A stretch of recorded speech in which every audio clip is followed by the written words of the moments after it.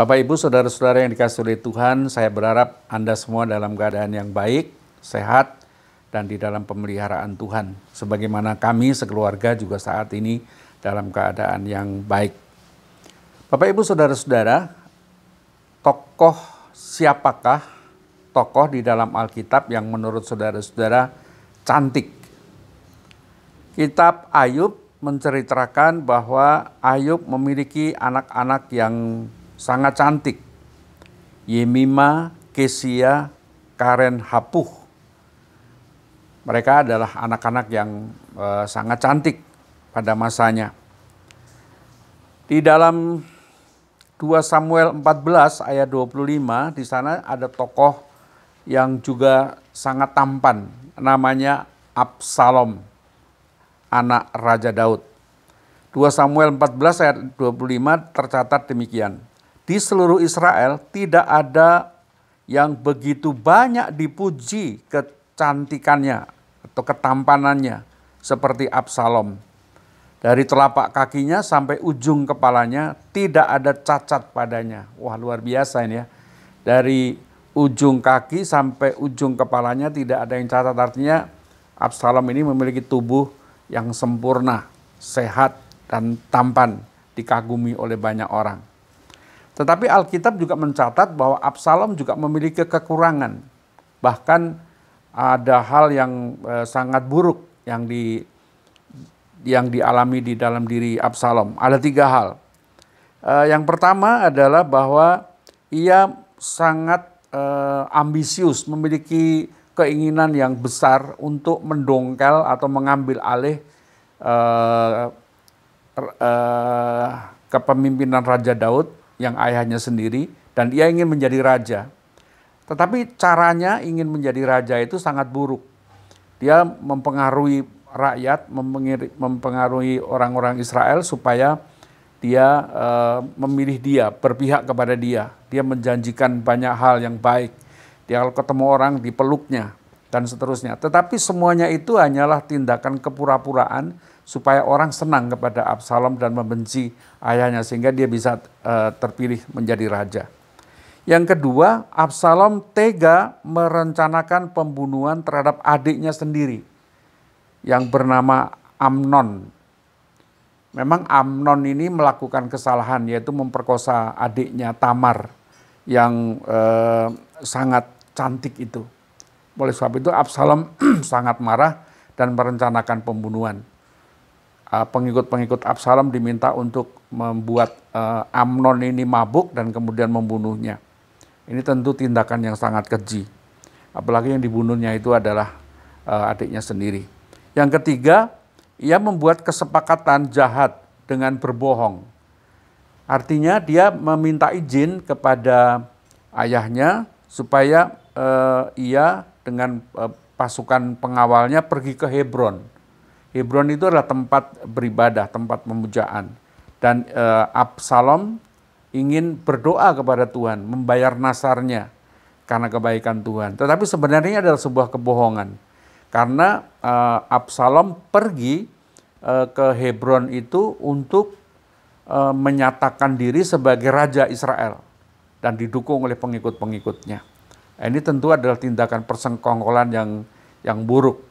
Dan kemudian mereka berperang dengan pengikut-pengikut Daud, ayahnya sebagai raja, dan kemudian terjadi peperangan hebat, dan di dalam peperangan itu Absalom meninggal dunia. Bapak, Ibu, saudara-saudara, Absalom sekalipun dicatat di dalam Alkitab sebagai orang yang sangat tampan, tidak ada cacat celahnya, dikagumi oleh banyak orang, dipuji banyak orang, tetapi dia tidak memiliki kualitas hati yang baik dan benar. Dan ini yang sesungguhnya membuat hidupnya tidak sempurna. Martha Tilaar, seorang ahli kecantikan dan juga pengusaha kecantikan, mengatakan bahwa kecantikan sesungguhnya tidak terletak pada tubuh yang kelihatan, tetapi sebenarnya adalah kecantikan di dalam dirinya, di dalam hati, inner beauty. Jadi seseorang itu membutuhkan kecantikan dari dalam, dan itu menjadi jauh lebih penting daripada kecantikan jasmani atau badaniah. Oleh sebab itu mesti ada keseimbangan antara inner beauty dan juga kecantikan atau ketampanan badani. Nah, Bapak Ibu, saudara-saudara, tentu menjadi cantik, menjadi tampan bukanlah sesuatu yang buruk. Semua boleh melakukannya. Tetapi yang juga tidak boleh dilupakan adalah sebenarnya adalah kecantikan hati, inner beauty. Bapak Ibu, saudara-saudara, Petrus mengingatkan jemaat pada waktu itu sebagaimana tertulis di dalam 1 Petrus 3 ayat 3 dan 4. Perhiasanmu janganlah secara lahiriah, yaitu dengan mengepang-epang rambut, memakai perhiasan emas, atau dengan mengenakan pakaian yang indah-indah. Tetapi perhiasanmu ialah manusia batiniah yang tersembunyi dengan perhiasan yang tidak binasa, yang berasal dari roh yang lemah lembut, tenteram, yang sangat berharga di mata Allah. Jadi Petrus menekankan betapa pentingnya kita bukan hanya memiliki tubuh yang sehat, tubuh yang kuat, tetapi juga manusia batiniah yang kuat, iman yang kuat kepada Tuhan. Dan saya pikir ini menjadi hal yang sangat penting, terlebih-lebih juga pada masa pandemi sekarang ini. Kita ingin membangun keluarga kita, anak-anak kita menjadi anak-anak yang tangguh. Bukan hanya tangguh menghadapi pandemi, hidup sehat, hidup yang kuat, hidup yang terus tahan banting katakanlah gitu menghadapi pandemi, tetapi lebih daripada itu adalah juga memiliki ketahanan iman, ketahanan batin, manusia batiniah.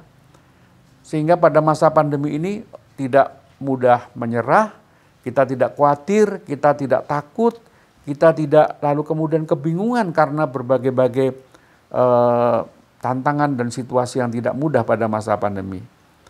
Tetapi biarlah kita di dalam mengelola keluarga kita, membangun anak-anak kita menjadi anak-anak yang sehat.